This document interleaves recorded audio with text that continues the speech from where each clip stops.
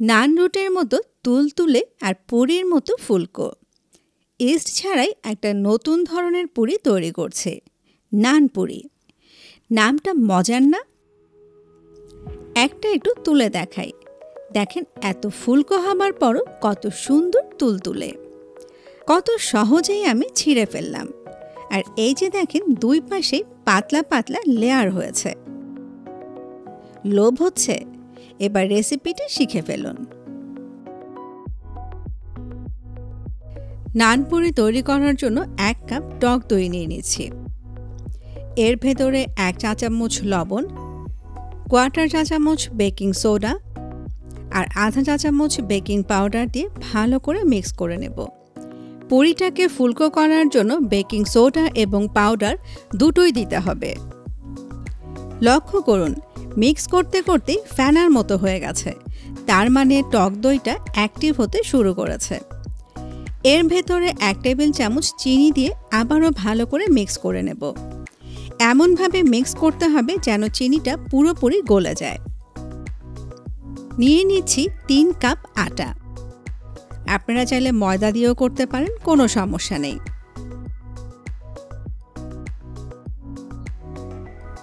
দুই টেবিল চামচের মতো রান্নার তেল দিয়ে দিচ্ছি। এবার এই উপকরণগুলো ভালো করে মাখিয়ে নেব। যে টক দইটা নিয়েছিলাম তার পানি ঝরানোর কোনো দরকার নেই।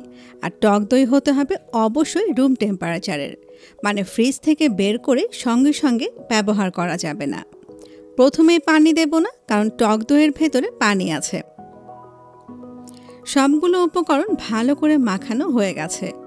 এবার এর ভেতরে আমি 2 টেবিল চামচের মতো কুসুম গরম পানি দিয়ে আবারও মাখিয়ে নেব। কুসুম গরম পানি মানে আঙুল ডোবানো যায় এরকম গরম পানি। এই মিক্সটা আমরা একটু শক্ত করে তৈরি করব, কারণ রেস্টে যখন রেখে দেব তখন মিক্সটা আবার কিছুটা নরম হয়ে যাবে। এই মিক্সিংয়ে যে চিনিটা দিলাম সেটা আসলে পুরিটাকে মিষ্টি করবে না, এটাও পুরিটাকে ফুলতে সাহায্য করবে। আর চিনির জন্য পুরির কালারটাও অনেক সুন্দর হবে।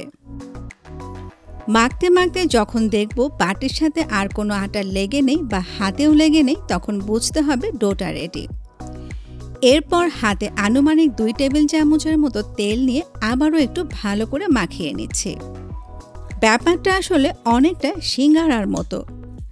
সিঙ্গারার ডোতেও কিন্তু আমরা কোনো পানি দিই না, এখানেও তেমন কোনো পানি দিলাম না।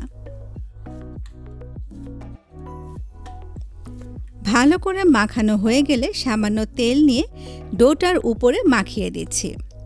এই যে তেলটা মাখিয়ে দিলাম, এতে করে ডোয়ের উপরের অংশটা আর ড্রাই হয়ে যাবে না। এবার একটা ঢাকনা দিয়ে ঢেকে গরম চুলোর পাশে রেখে দিচ্ছি অন্তত ঘন্টা 2-এর জন্য।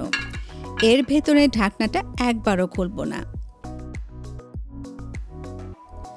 পুরিগুলোকে বেলার আগে আমি সারফেসটাকে একটু ডিসইনফেক্ট করে নিচ্ছি।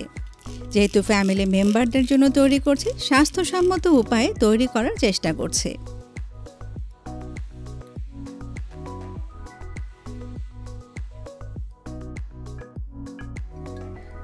দু ঘন্টা পর দেখেন ডোটা খুব সুন্দরভাবে সফট হয়ে গেছে, কিছুটা ফুলেও গেছে। দেখেন কতটা সফট। এটা শুধুমাত্র হয়েছে বেকিং সোডা, বেকিং পাউডার আর টক দইয়ের জন্য। এবার আবারও খুব ভালো করে মথে নিতে হবে। অন্তত 2 থেকে 3 মিনিট মথে নেব। আচ্ছা, মথার সময় আমি হাতে অল্প অল্প তেল মাখিয়ে মথে নিচ্ছি।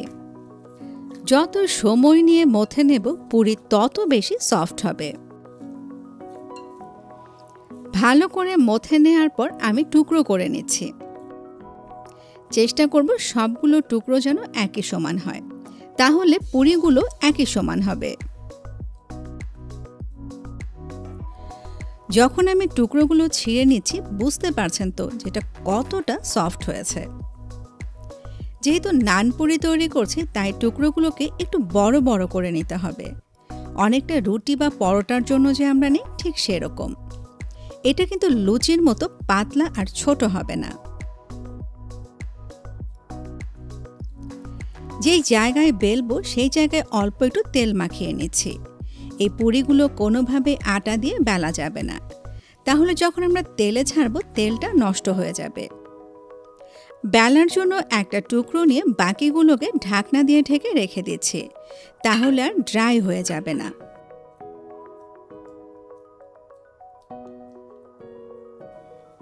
হাত দিয়ে একটু শেপ করে নিলাম, এবার বেলে নিচ্ছি।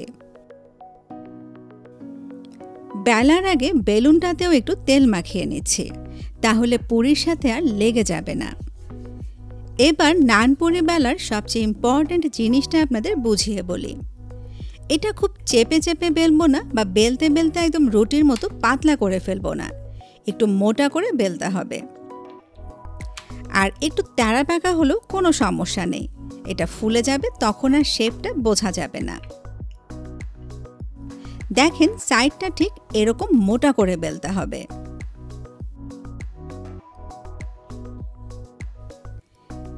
এবার আমি গরম তেলের ভেতর ছেড়ে দিচ্ছি। এটা বেলতে হবে আর গরম তেলের ভেতর ছাড়তে হবে, বেলে রেখে দেয়া যাবে না। তেলে দেওয়ার একটু পরে দেখবেন এটা নিজে নিজেই খুব সুন্দরভাবে ফুলে উঠেছে। এবার উল্টে পাল্টে দুপাশে একটু ভেজে নিলেই হয়ে যাবে। আমি একটু চাপ দিয়ে তেলের ভেতর ধরে রাখলাম, আর দেখেন কত সুন্দরভাবে ফুলে উঠেছে। এক একটা পুরি ভাজতে আনুমানিক 1 থেকে 1.5 মিনিটের মতো সময় লাগবে। খুব সুন্দর একটা কালার চলে এসছে, আর এটা কিন্তু মচমচে করে ভাজা যাবে না, একটু নরম তুলতুলে করেই ভেজে নিতে হবে।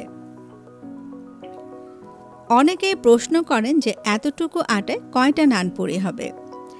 আমি যেই সাইজের পুরি করলাম এতে করে আনুমানিক 10টার মতো নান পুরি হয়েছে। আপনি ছোট করলে সংখ্যায় বেশি হবে, আর বড় করলে সংখ্যায় কম হবে। তবে এই নান পুরিগুলো একটু বড় বড়ই করে। ভাজা হয়ে গেলে এটা তুলে আরও একটা নান পুরি তেলের ভেতর ছেড়ে দিচ্ছি, আর একইভাবে সবগুলো ভেজে নেব। এই নান পুরি খেতে হবে গরম গরম, আর খেতে পারেন মাংস বা সবজি, ডাল যা দিয়ে খুশি। আমার আবার ভালো লাগে আচার বা মিষ্টি জাতীয় কোনো খাবার দিয়ে, তাই প্লেটটাকে আমি সেরকমভাবে সাজিয়ে দিয়েছি। ওপার বাংলায় এই নান পুরি বিয়ের মতো বড় বড় অনুষ্ঠানে তৈরি করা হয়, তাই বলে আমরা ঘরের মেম্বারদের জন্য যে তৈরি করব না, ব্যাপারটা এমন না। খুবই সহজ তৈরি করা, অবশ্যই তৈরি করবেন। এতক্ষণ সময় দিয়ে সাথে থাকার জন্য সবাইকে অসংখ্য অসংখ্য ধন্যবাদ।